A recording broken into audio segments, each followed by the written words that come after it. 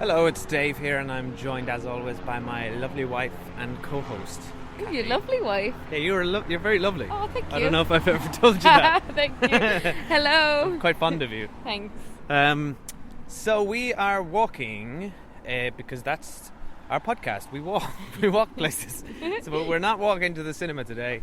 We're just out for a walk on a Sunday afternoon. And it's quite windy.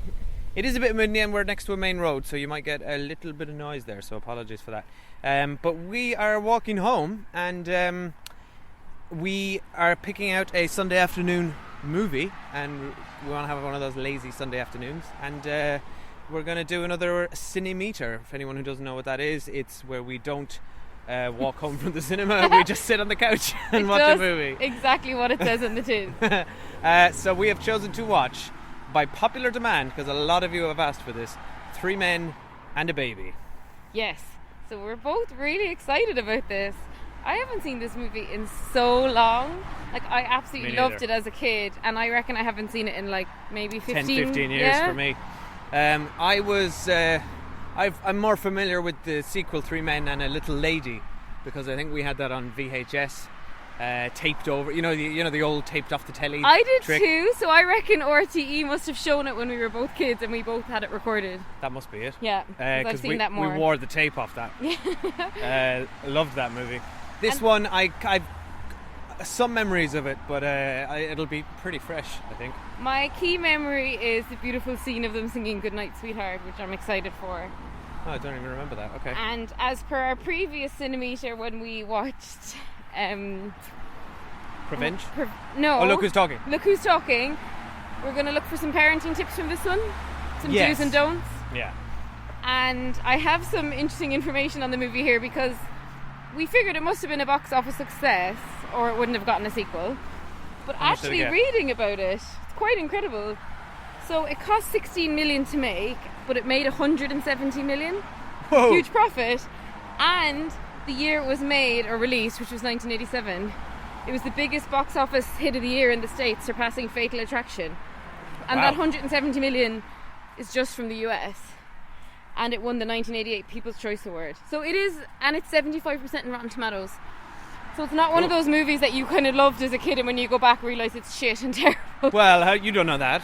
I don't think it's check going to back be. in We'll 2 check hours, back, maybe but it's I'm saying not. signs are good. Well, do you know what? And what a cast! Come on. Yeah, I mean, Ted Danson was and still is great. Steve Guttenberg, who we don't really get a lot of these days. The last thing I saw Steve Guttenberg in was probably Veronica Mars. Oh yes, yeah, was he the mayor? Yeah. And no, I saw him in the other thing by the guy who did Veronica Mars with Adam the Scott. iZombie.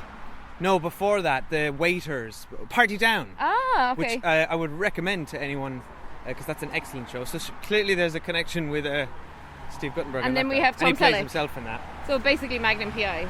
And Tom Selleck's great as well. Yeah. All really good comedy actors, if you think about it. And then, did you know this? I didn't, until Wikipedia just told me. It was based on a 1985 French film. You're literally reading this I'm off reading Wikipedia this. as 3 Men we speak. and a Cradle. Now, pardon my French. This is how I will try and pronounce it. Is it? Wait, let me guess. Is it trois hommes et un cradle? Really close, but Le Cradle is not the French for cradle. It's trois hommes et un coffin. A coffin? Yeah. 3 Men in a I coffin? don't think I'm pronouncing that right. That would be a very different movie. We'll need to get our previous guests, Jackie and Guillaume, who live in France, who were on our Predator review, to maybe correct our pronunciation of that. Yes, we are definitely mortifying Guillaume right now. Yes. And any of our French listeners, which Okay. there are a few of, according to our stats. We have got French listeners. Now, one more thing, trivia for you. Who directed it? Oh my god. I've no very idea. Will I interesting. recognise the name? You would 100% recognise the name. Oh, and I never knew this. Is it Rob Reiner? No. Oh. Is it See, now you know how I feel when you put me on the spot. Is it Steve Guttenberg? No. Is it Ted Danson? Is It's it one of them? no one from the movie. Oh. Okay, is it It's Leonard Nimoy. Oh, no way! Yeah. Okay, I did not know that. That's pretty cool. Oh, so that's yeah. cool. R.I.P. Leonard Nimoy. Yeah, so pumped for this movie. Oh, do you know... Oh, Wow, that sounds nice. it's horrible. Move your mouth away from the That's microphone. podcast gold. No, it's not. Sorry, I think it was because we're on a road or something. Do you know the story about the ghost? No. There's this urban legend. I saw urban legend on Wikipedia, but I didn't click on it.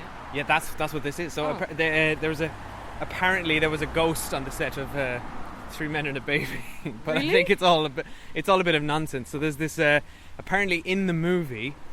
So we must watch out for this. There's a shot in a bedroom where if you look closely at one of the mirrors, there's a standing mirror. You can see like a person reflected. So the cameraman. Exactly. So it's like it's probably just someone on the set. Okay, when we're watching this, let's take a photo of that. We'll post that up on our Twitter and Facebook pages. We will confirm if there's a ghost on the set of 3 Men and a Baby or not. I'm pretty sure it's complete bull. I'm pretty sure that it is as well. All right, well... Okay, now the road's really loud, so let's sign off. We're nearly there. I'm really looking forward to this. Let's go relax and we'll check in later. Bye. Will somebody please tell me what the hell is going on around here? Figure it out for yourself. Are they always this strange? Yes. Since they got involved with another woman. Touchstone Pictures presents 3 normally intelligent men and 1 little girl. So, what do you want to do? They're about to discover the only thing worse than raising her Oh, no, please, not on the silk sheets. is losing her. We should be her family. And let me tell you, the first time you get to work, Daddy, I don't care who you are. Your heart just melts. Can you drive a little faster, please? Touchstone Pictures presents a comedy about 3 dedicated bachelors and the one woman in the world they couldn't live without. Good night, sweetheart. Well, it's time to go. Do, do, do, do. I hate to leave you, but I really must say, good night, sweetheart. Good night. 3 men and a baby. Do do do do do do do do. You left out a do. I left out a do. Do. No, you're coming in. No, stop it. Okay. Stop. Okay. Hello, we're back. We were supposed to sing, but that didn't work very well. No, you're doing it wrong. Well, how many dodos? Do. Good night, my sweetheart. No, right, start again. It's all wrong. No, we're leaving all this in. All right, okay. This is it. This really sounds amazing. That was good fun. That was amazing. Yeah. That was so fun. It's a good movie. We just we're so happy and laughing so much watching that. Yeah, it's just nice, isn't it? It's such a nice movie. Funny.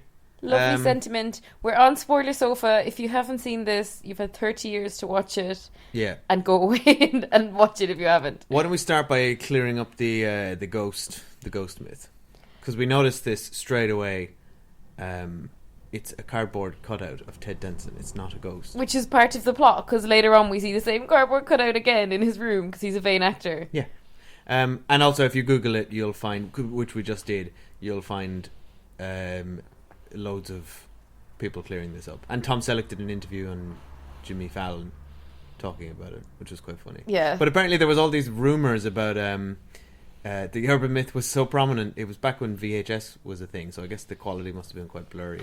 Yeah, I mean, it was quite clear to us on a HD TV that it was a cardboard cutout. There was all these rumours at the time that it was like the ghost of a boy who had died in the apartment where they were filming. And Tom Selleck in the interview is like, no, we filmed on a soundstage. So yeah, to the movie. Massive thumbs up. To the movie! Yeah, that was good. I mean, they're all really good in this. I thought Tom Selleck was the standout. He is the heart of the movie. He's the heart of the second movie as well, not to jump ahead. Yes, he's the best actor of the 3. I thought Ted Danson was also good. Steve Guttenberg feels like he didn't have a lot to do. Yeah, it was interesting watching it now and watching Stephen Guttenberg. I would say Tom Selleck was brilliant in it. Ted Danson was perfect. He played the role perfectly. And Steve Guttenberg was just kind of weird and his character a bit unnecessary. Wasn't very well defined. He was a comic book, or he was an illustrator. But I don't know. He did. I feel like Guttenberg doesn't really have the acting chops compared to the other 2. No, and he didn't have. To be fair to him, his character wasn't interesting enough to stand up against either of those, because you have Peter, who is that's Tom Selleck, who's this architect, and he's like quite funny and like quite I just really enjoyed watching him. Then you've got Ted Danson, who's Jack, the Playboy actor. Really enjoyed watching him. Steve Guttenberg, I liked him, but I don't think the movie would have mattered if he was in it or not. Not to sound harsh. Whereas the other two were really integral to it. Well, then the movie would have been called Two Men. No, it just could have been a different actor. Oh, whoops! Our TV's coming on. This is live podcast problems here. Although actually the movie was largely Two Men and a Baby for the first half, because it's Tom Selleck and Steve Guttenberg. Yeah, we need to roll back a bit to the start of this movie. Oh, cool. So the movie opens, I timed it with a 4-minute montage. No way. To the song, Boys Will Be Boys, Bad Boys, Bad Boys. That's the song, and it's a montage of the three boys, we would say in inverted commas, because they're blatantly, 40. I feel like there's a sexist slam down. No, it's not a sexist slam down. I really enjoyed it, actually. It's a montage of their fabulous life, where they apparently have just revolving doors of women coming in and out of their apartments. And what was absolutely hilarious was the apartment they lived in, where the bathroom was bigger than our whole house. Yeah, they live on Central Park. They live on Central Park in the penthouse. So I guess that's what you call it, Manhattan West or something. There's some name for that. I don't know. I have no idea. But that was a terrible guess as well. Central Park's quite big, so no. But there's the west side, isn't it, of Manhattan Park? It's where the rich people live. I don't know. Well, wherever they live, they overlook Central Park in a penthouse. I guess Tom Selleck is an architect. Well, he built it, so he clearly bought out the penthouse to build this horrific dream that was his. It's so 80s. So horrible. It's so horrible. So, and Steve Guttenberg is a cartoonist, so he draws this mural of the three lads having a good time. Disgusting mural. But I really enjoyed it. I enjoyed just the pure 80s of it. How rich they are. Of course, they're inexplicably rich. And then Peter's birthday party, which had hundreds of people at it.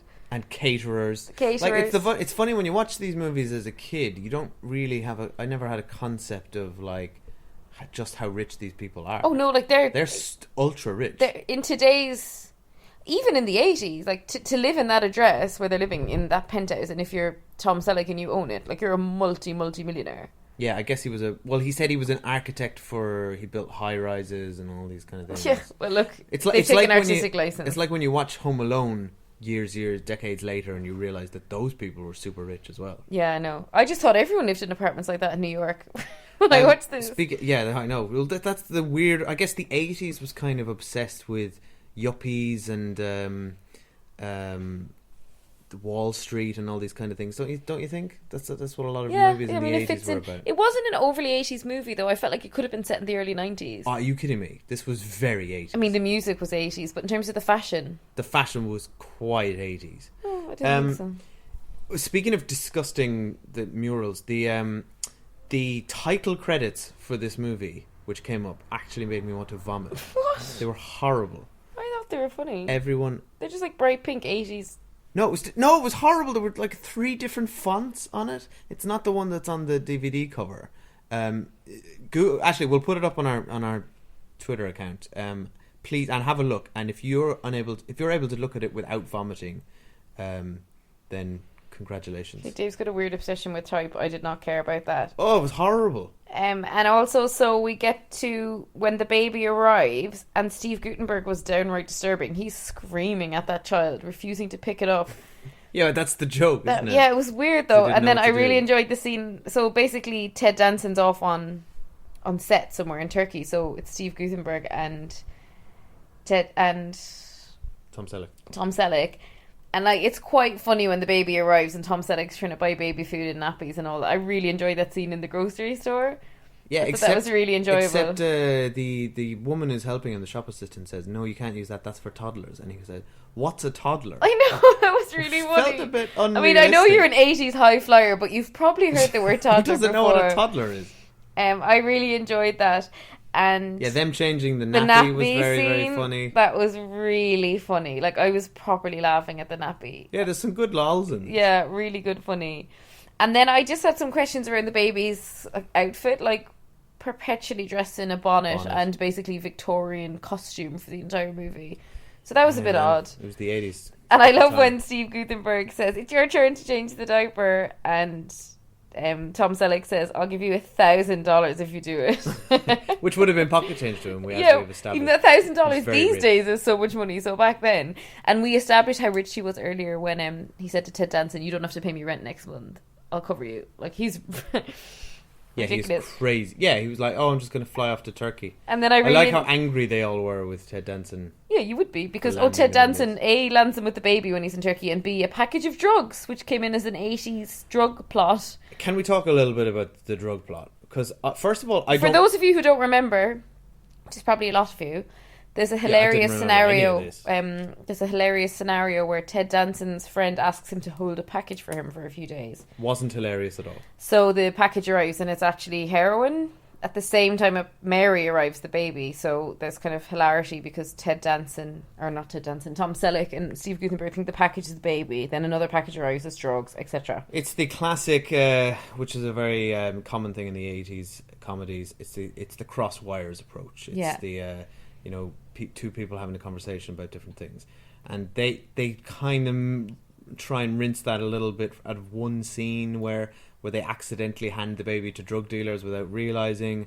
To be fair though, I thought they pulled it off. I've seen so much worse examples of that. But that was okay. But then the drug plot rears its head again later. There's this whole thing with a police officer coming in, and they're being under surveillance, and then they like lure the drug dealers to Tom Selleck's construction site, and then there's this whole thing where they film. Like the whole thing was just too farcical for me. I didn't mind it because I kept thinking it's the 80s. They needed a bit of drama and hijinks, and they pulled it off. This movie would have been better and sweeter without any of that. No, it couldn't. Farcical. There's not enough to. I mean, I don't agree. This was the right subplot necessarily, though I didn't mind it.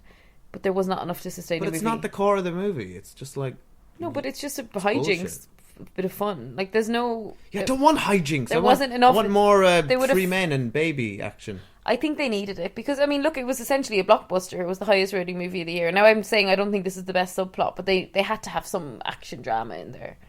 Yeah, but I wish they'd been braver and not done that. Also, why did they bring the baby to the drug deal? That was so funny when they brought Could the they baby not to the have drug deal. given the baby to the neighbour who would already babysit for them? I have to say there was a couple of really lovely moments. So, like at one point when the drug dealers ransack their apartment, and Peter, aka Tom Selleck, is running through the apartment because he thinks Mary's gone. And then he realizes in that moment how much she means to him. And when he finds her, I just thought it was a really beautiful moment. Yeah, I love that. And then I love, so you're right, it's two men and a baby for ages. Tom Selleck comes back about halfway through. And I love... Ted Danson. I'm getting mixed up with their names. So Ted Danson comes back and they just dump Mary on him. They're like, here, you take her. And he's like, how do I, do a nappy? And Tom Selleck says, figure it out for yourself, dickhead. Yeah. This is a PG movie because I actually checked the ratings, so I thought that was really funny. I loved all that stuff it was kind of a repeat of so Ted Danson comes back halfway through the movie and he has to kind of figure out how and they're really smug, live with her. But I really like that, and there's a lovely moment where Tom Selleck and Steve Guttenberg go out to the theatre, and they sort of leave Mary with Ted Danson. And they're like, oh, here's the number. They play it as the classic babysitter thing. And then they keep calling at the house. I love that, yeah. During the interval, and he's not answering, so they panic and they rush home. And there's a lovely scene of it's just him in the shower, like, with the baby, and he's, like, singing to her. It was so sweet. And then there was a lovely moment because Ted Danson, as I would have guessed somebody would have done before this point in the movie, calls his mom and asks her to come and help. And she says, basically, he says, I can't look after this baby, I'm a screw-up. And she says, you were a screw-up, now you're a father, and you can't run away from this responsibility. And I thought that was really sweet. Yeah. I just loved how the three of them sort of fall in love with her. I know, it's so cute. And Tom Selleck with the baby on the construction site with the tiny hard the little hat. hard hat. Yeah, and Ted Danson then is on stage, rehearsing for his play, and he turns around and we see her strapped to his back. Yeah, there's some fun little moments like that. The airport dash at the end. Come on, they could have done again. This movie is not brave. It doesn't take any risks. It's very safe. Like an airport dash is such a trope. But I have no problem with an airport dash in an 80s movie. I mean, in a movie today, yes. But I think just like, it's 30 years old. Like, it's a completely respectable thing to do at the end of a family drama comedy. No, it's just manufactured tension. And no, because in this instance, she's actually from another country and, like, genuinely taking the baby out of the country. You need to roll back a little bit. You've jumped ahead. When the mom comes back... There's no structure to this. No, but when the mom comes back, I was surprised at how they played that scene, because obviously, like, she's left her baby outside someone's front door, so I assume she had postnatal depression. Like, something very serious is going on if she leaves the baby like that. With no, like, when she left the baby, there wasn't even a bottle or a nappy or, like, nothing, right? She just dumped the baby. And she felt really flat, and there was, like, no explanation. And she's like, I'm taking the baby to London. And they're all like, okay. And she's not much of a character. No, but when she came back at the end, then I thought they had actually probably done that intentionally, because when she came back, she was, like, completely disheveled, crying, saying, I can't cope. You've no idea how difficult this is. And I thought, oh, that's what we probably... Yeah. That's what the reality is. And then, of course, they say, you know, we love Mary so much, we think that we should all work, you know, be her family and raise... And there had been a little montage before the mum came back, which I really enjoyed, with the song Daddy's Girl. And they were, like, in Central Park, doing swimming lessons with her. She was wearing her little hard hat on the construction site. And then that ended, and then we saw them singing Goodnight Sweetheart to her, which was such a lovely moment. Yeah, it is very And I think I noticed after they sing Goodnight Sweetheart, Peter, a.k.a. Tom Selleck, goes back to bed, and I'm pretty sure he was on a waterbed. Oh, I was about to say the same thing. That was definitely a waterbed. It was definitely a waterbed. Like, could not be more 80s. And to me, it's funny. There was some serious sloshing when there was 80s elements, but I really didn't think there was 80s fashion until Sylvia came back, the mom of the baby, and she was, like, full on permed mullet, lot of big hair, clip-in earrings, like really bright plastic jewellery. So do you think that was a real English accent? Is she didn't say. If she is English, she's putting on an English accent. You know the way, like, Irish actors have to exaggerate their accents. She's much more of a character in the second one. She's a main character in that. I just loved it, actually. And then at the end, it got really cheesy. So Sylvia and Mary are added to the mural, and then they have a four-way, a pram that for one baby, but for four adults to push. Yeah, it extends. There's a bar at the top of the buggy that extends so that four people can push it at the same time, which doesn't make any sense. I think we should do that. We should get one for our buggy that two of us can push at the same time. But, like, why would you have four people pushing a buggy? On the streets of New York. York. It was just for a bad gag, really. It was really bad. Let's talk about the soundtrack, because it was awful. It was awesomely 80s. Anytime there was like them dashing to the airport or the drug stuff, there was this sort of, like, terrible saxophone and sort of lots of synth, percussion and synth. It's just grating. I enjoyed some of the songs, but the actual soundtrack was terrible. Like, the score was terrible. Yeah. But yeah, overall, it's dated. What do we think about parenting tips? Do you know, I will say a lot of this movie scared the shit out of me, like that, and I've really identified with that feeling of, you know, at the beginning when they first have the baby and they don't know what to do, and they're as you said, he goes to the store and he gets overwhelmed by all the products. And it was funny because we did our first baby shop yesterday. We've been quite late to the game in terms of actually buying anything for this child, but we went to Mothercare for the first time yesterday, and it felt like that, didn't it? We walked in, we were like, holy crap, there's so much stuff here. It's like, and you need this, and it all looks the same. And just like, and we've been reading up on this stuff, and we still got overwhelmed. I know. And when Steve Guttenberg's first with her and he's trying to get her to sleep, I felt sort of a little bit panicked, I'll be honest. Well, I would hope that you don't do like Steve Guttenberg and just scream in the baby's face and do a lame cartoon character. Yeah. But there's that feeling of like, which I'm kind of both excited about and kind of dreading of that, like, you know, that first night when we bring this baby home. That's terrifying. And then it's just like, it's us and the baby and we have to keep the baby alive. I felt like they captured that. Like, I genuinely think the panic of it all. And compared to now, this is not much of a comparison, but it's an 80s movie around an unexpected child arriving. When we watched Look Who's Talking a couple of months ago, when we did our first Cinemetre, this is so much better than that. And this is handled so much better, and they pull off the premise. And yeah, like, in terms of the parenting tips, I texted my mom that we were going to watch it, and she said, parenting tip number 1, don't leave your baby at a stranger's doorstep. Yeah, but actually, they turn out they get to grips with it over the course of the movie, and they all become very good parents. Well, yeah, obviously they do, because it's a lovely movie. But really, most people would have done in that situation is just call social services, and the child would have ended up like in a home. Yeah, but they couldn't because they thought that Ted Danson had told them there was this package coming. And it was all those cross wires. I just thought they should have to keep it under wraps. They probably should have sought help at the beginning. I don't think it was a particularly great parenting tip for Steve Guttenberg and Tom Selleck to just stand around not knowing what they were doing with the baby and like refusing to touch it. Yeah, but it was played for. And Tom Selleck did not know what a toddler was, which is highly bizarre.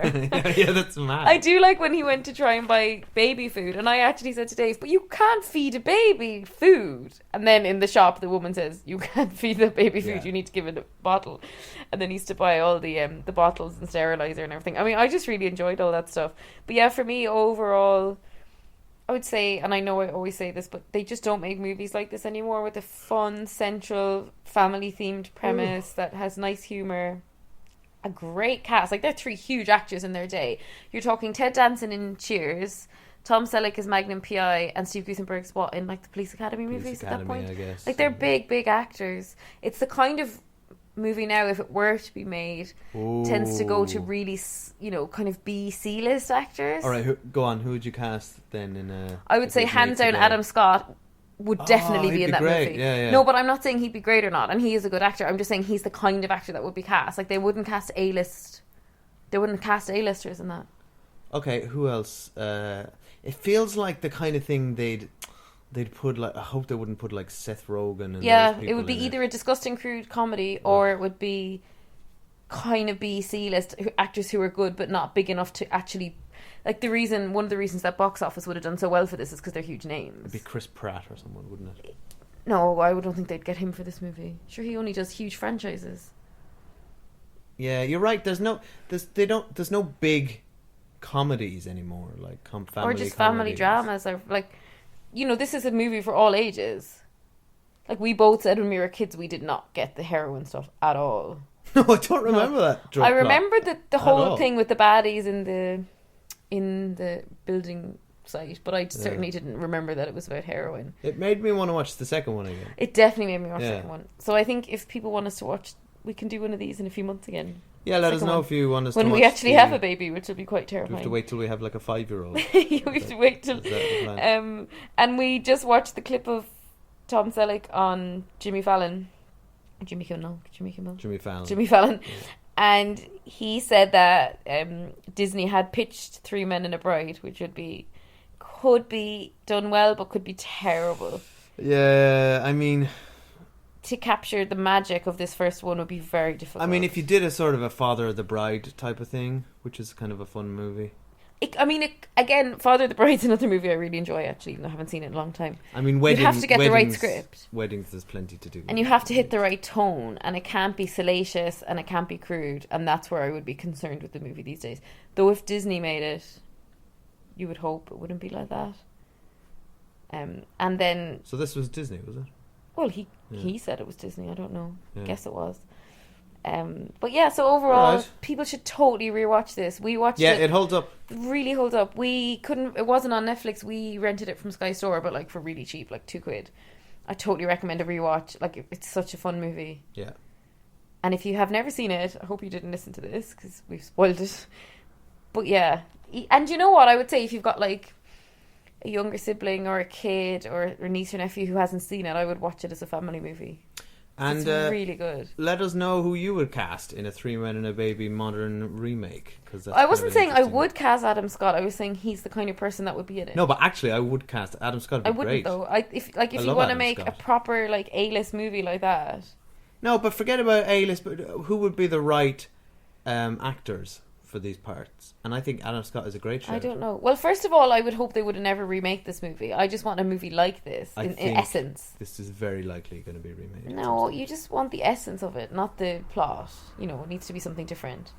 Yeah. We should now watch Trois Hommes et une Coffin. Also, Leonard Nimoy. What do you think of him as a director? I thought it was perfectly fine. The direction.